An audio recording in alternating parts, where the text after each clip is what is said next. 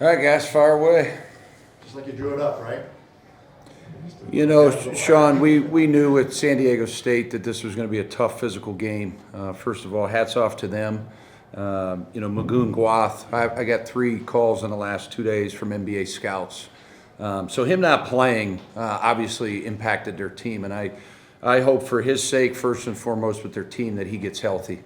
He's a wonderful player, but they got a lot of star power, right? I mean, this is a very, very talented team. So for us to play through a little fatigue, a little bit of offensive struggle throughout the game, to hold them to 71 points is why we won. We out-rebounded them by 8. There's a big size difference between us and them, right? I mean, you can see it. So I give our guys a ton of credit. The physicality, the rebounding, ball security. We only had 7 turnovers. I mean, they're one of the best teams in the country turning you over. And really, I got to credit the Herd, the best student section in the country, and our fan base. I thought our fans were, this was probably the best I've seen at Spectrum. But obviously, we have a ton of respect for San Diego State, and, we got a big week coming up. I want to ask about kind of the big stretch there where San Diego State hits 11 of 13 from the field, but then they take a 4-point lead. What went into that, but then also the response where you guys closed the game on. Yeah, a lot of screaming, to be honest with you. Really was disappointed in that stretch, Jason. We've been really on them to finish. We've been making it really hard in practice. We've been doing a drill we call the Nebraska drill, where basically got to get 4 to 5 stops in a row, right? You got to play through some fatigue, and I thought Boyd was just having his way. So I called those 2 timeouts. We switched our ball screen defense. I told Coach Howard I'm not watching this anymore, and we honestly changed it, and it worked, right? And sometimes that happens throughout a game, but just the ability to keep him in front a little bit better down the stretch, I think, was the game changer.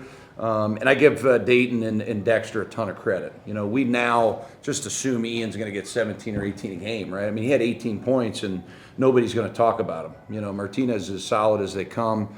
I think he's an all Mountain West player, first team. He's a terrific player.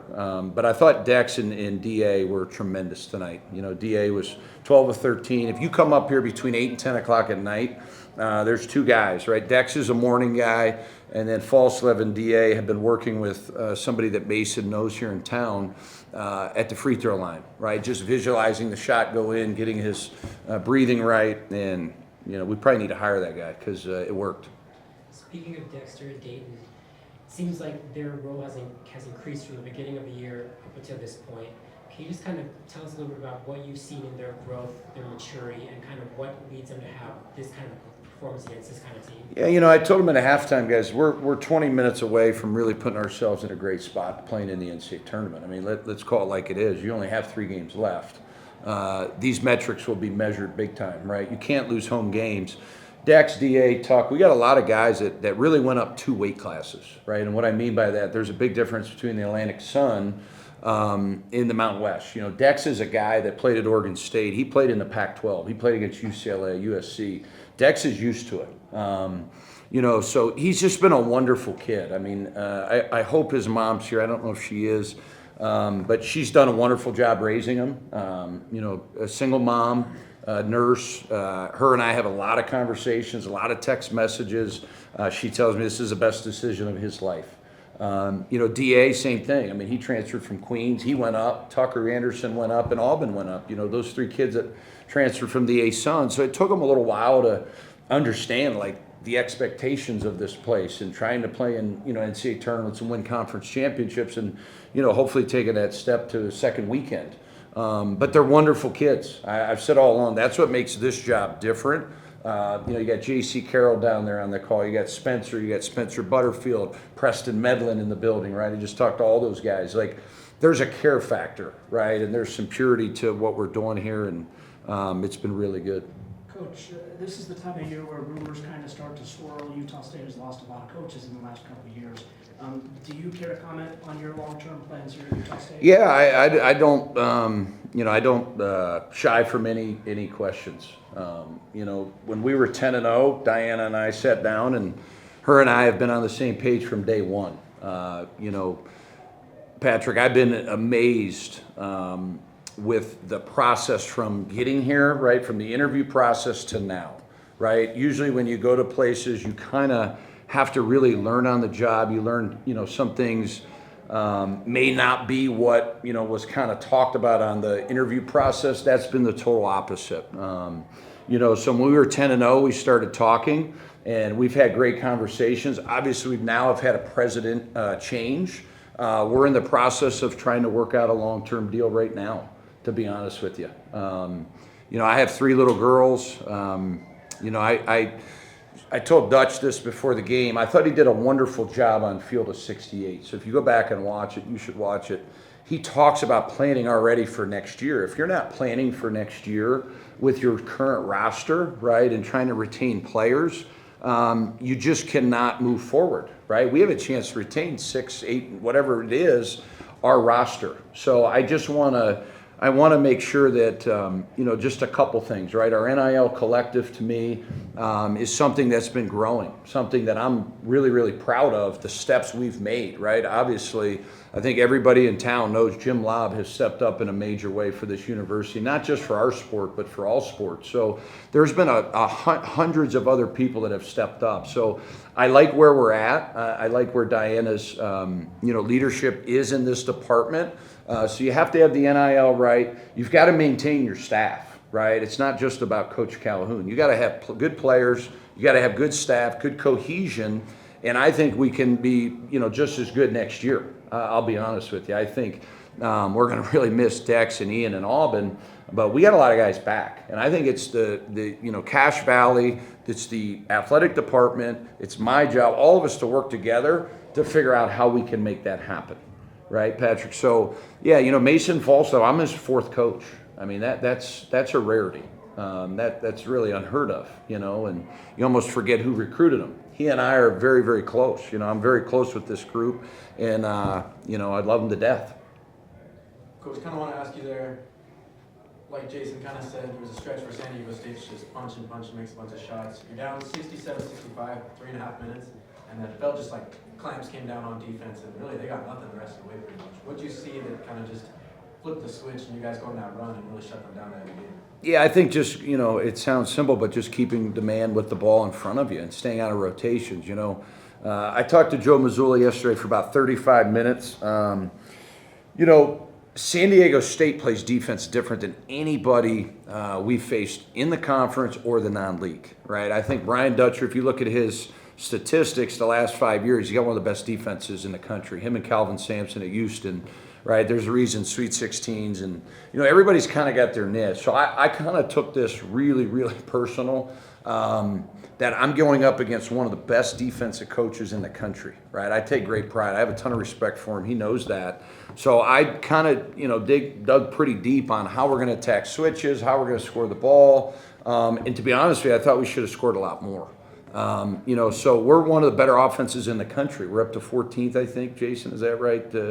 Today, adjusted offense. So, when we're humming like that and we're moving the ball, heck, we're hard to guard. But at the end of the day, it starts and ends with your defense, right? Good offense is led by good defense, and that's creating steals, that's creating transition, finishing box outs. I credit the officials. I thought they did a really good job tonight. And I think you have to give credit where credit's due. That's a tough physical game. I thought they let us play through some contact, which I think you should. Let the best players be on the floor. I'm going to ask about your seniors here and how important they've been for you this season, but also in this game. I mean, they all played well. They all stepped up. Auburn had 5 offensive rebounds. Dayton gives you 18. Dexter gives you 26. Drake was good off the bench. What did those guys mean for you tonight and just in general for this team? Yeah, I mean, everyone, life's about stories, right? Storytelling, and I think each kid here has a great story to tell. Auburn is just a wonderful kid. He's gotten a lot better. This group, what makes this group really good is they just really like each other. The FS1 guys came in today, and it was Ernie Kent's son. Ernie Kent was a great coach at Oregon, won a lot of games, Sweet 16s. I think he went to Elite 8.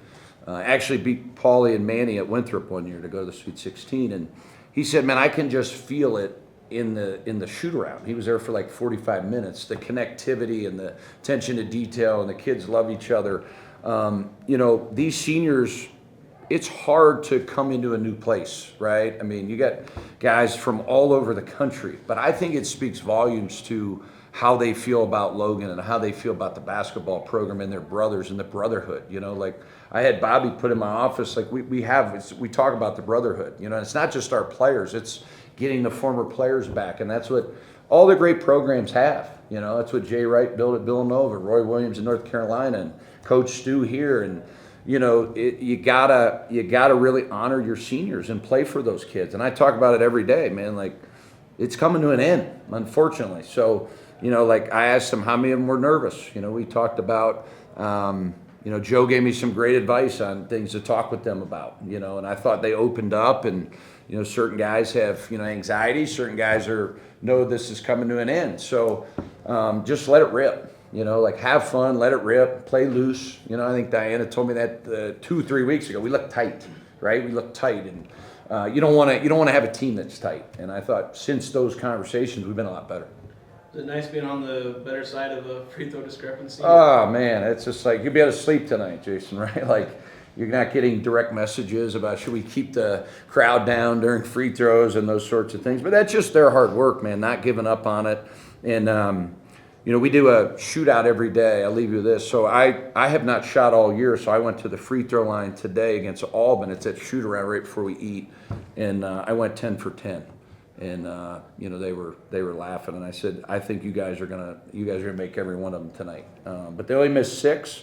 And they got, what did we finish, 82%. That'll help the numbers. We'll probably be about 9th or 10th, right? Weren't we 11th in the conference? So. I just kind of want to ask you just one last thing.